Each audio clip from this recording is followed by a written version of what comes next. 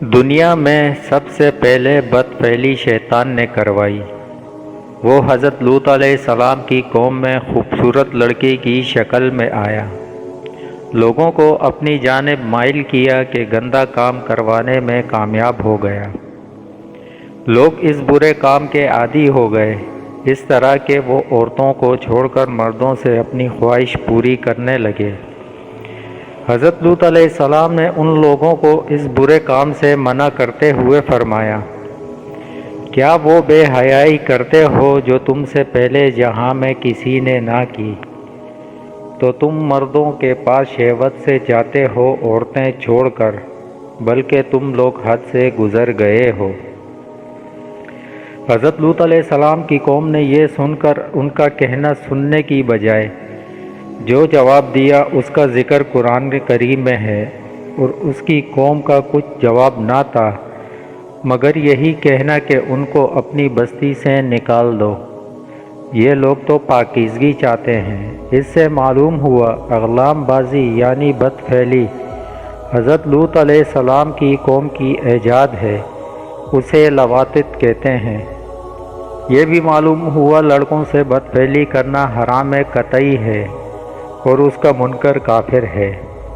حدیث پاک میں ہے، حضرت عبداللہ بن عباس رضی اللہ عنہما سے روایت ہے، پیارے آقا صلی اللہ علیہ وسلم نے 3 بار ارشاد فرمایا، اس شخص پر اللہ پاک کی لعنت ہو جو قوم لوط والا عمل کرے۔ جب قوم لوط کی سرکشی اور بد پھیلی قابل ہدایت نہ رہی تو ان پر اللہ پاک کا عذاب آ گیا۔ حضرت جبرائیل علیہ السلام کچھ فرشتوں کے ساتھ خوبصورت لڑکوں کی شکل میں حضرت لوط علیہ السلام کے پاس پہنچے۔ ان مہمانوں کے حسن و جمال اور اپنی قوم کی بد پھیلی کے خیال سے حضرت لوط علیہ السلام فکر مند ہوئے۔ کچھ دیر بعد ان کی قوم کے بد پھیلوں نے ان کے گھر کو گھیر لیا اور مہمانوں کے ساتھ بد پھیلی کے ارادے سے دیوار پر چڑھنے لگے۔ حضرت لوط علیہ السلام نے ان کو سمجھایا مگر وہ باز نہ آئے۔ آپ علیہ السلام کو دکھی دیکھ کر حضرت جبرائیل علیہ السلام نے کہا، آپ فکر نہ کریں، ہم فرشتے ہیں اور ان بدکاروں پر اللہ پاک کا عذاب لے کر اترے ہیں۔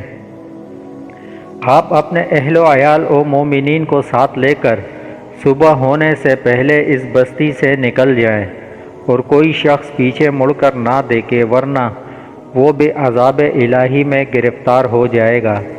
چنانچہ حضرت لوط علیہ السلام نے ایسا ہی کیا۔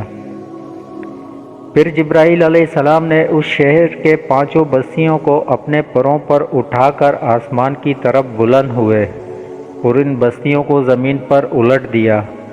پھر ان پر پتھروں کا مینہ برسا اور ان کی لاشوں کے پرخچے اڑ گئے۔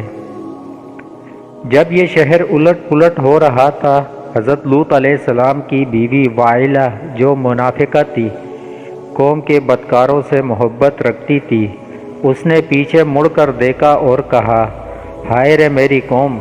اس پر اللہ پاک کے عذاب کا پتھر گرا اور وہ بھی ہلاک ہو گئی۔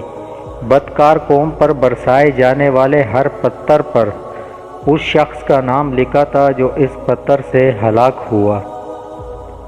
حضرت سلیمان علیہ السلام نے ایک مرتبہ شیطان سے پوچھا، اللہ پاک کو سب سے بڑھ کر کون سا گناہ ناپسند ہے؟ ابلیس بولا، جب مرد مرد سے بد فعلی کرے اور عورت عورت سے خواہش پوری کرے۔ مردوں سے دوستیاں کرنے والے شیطان کے وار سے خبردار رہیں۔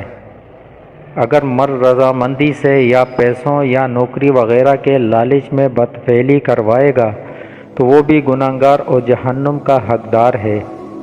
حضرت وقی رضی اللہ تعالی عنہ سے مروی ہے، جو شخص قوم لوط کی طرح بد فعلی کرے گا اور توبہ کیے بغیر مرے گا تو تدفین کے بعد اسے قوم لوط کے قبرستان میں منتقل کر دیا جائے گا اور اس کا حشر قوم لوط کے ساتھ ہوگا۔ لواطت کا عملی، عقلی اور طبی دونوں اعتبار سے انتہائی خبیث ہے۔ عقلی اعتبار سے اس طرح کہ یہ عمل فطرت کے خلاف ہے، لواطت کرنے والا اپنی فطرت کے خلاف چل رہا ہے، اور فطرت کے خلاف چلنا عقلی اعتبار سے انتہائی قبیح ہے۔ دوسری خباثت یہ ہے کہ اس کی وجہ سے نسل انسانی میں اضافہ رک جاتا ہے۔ تیسری خباثت یہ ہے کہ اس عمل کی وجہ سے انسانیت ختم ہو جاتی ہے۔ چوتھی خباثت یہ ہے کہ لواطت کا عمل ذلت و رسوائی اور آپس میں عداوت و نفرت پیدا کرنے کا ایک سبب ہے۔